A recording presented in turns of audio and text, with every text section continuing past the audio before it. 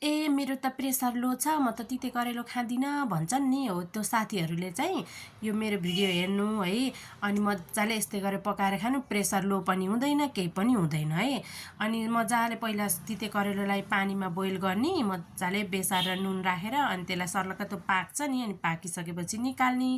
अनि निकालेपछि बेसन राखे पनि भयो। मैले चाहिँ गहुँको पिठो राखेँ क्या, गहुँको पिठो नै मनपर्छ मलाई त बेसनभन्दा। अनि गहुँको पिठो राखेर मजाले मोले है, त्यसमा नुन, बेसार, खुर्सानीहरू सबै, लसुन पनि राखेँ क्या। लसुन राखेको खानेकुरा फेरि मलाई एकदम मनपर्छ कि। अनि मजाले कराईमा तेल राखेर, अब ग्यास पनि सर्टेज भन्छन् सबैजनाले, अनि म त सधैँ जे पनि इन्डक्सनमै पकाउँछु है। अनि मजाले त्यो तिते करेलोलाई तारेँ क्या। अनि त्यस्तो गरेपछि त प्रेसर लो पनि हुँदैन, केही पनि हुँदैन, चिसो पनि लाग्दैन। फेरि कसैले फेरि तिते करेलोलाई कस्तो चिसो बनाउँछ, तिते करेलो त खानु हुँदैन भन्छन् कि। अनि मजाले तारेँ क्या। अनि तारेपछि मजाले खायौँ क्या हामी सबैजना मिलेर, कस्तो मिठो है।